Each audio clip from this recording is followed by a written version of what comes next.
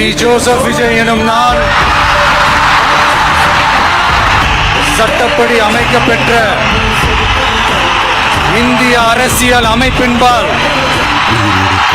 உண்மையான நம்பிக்கையும் மாறா பற்றும் கொண்டிருப்பேன் என்றும்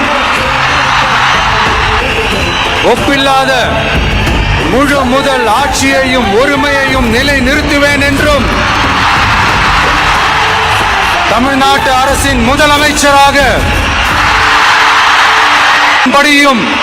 என் கடமைகளை நிறைவேற்றுவேன் என்றும் அரசியல் அமைப்பிற்கும் சட்டத்திற்கும் இணங்க அச்சமும் ஒருதலை சார்பும் இன்றி விருப்பு வெறுப்பை விலக்கி பலதரப்பட்ட மக்கள் அனைவருக்கும் மீது ஆணையிட்டு உறுதிமொழிகிறேன்.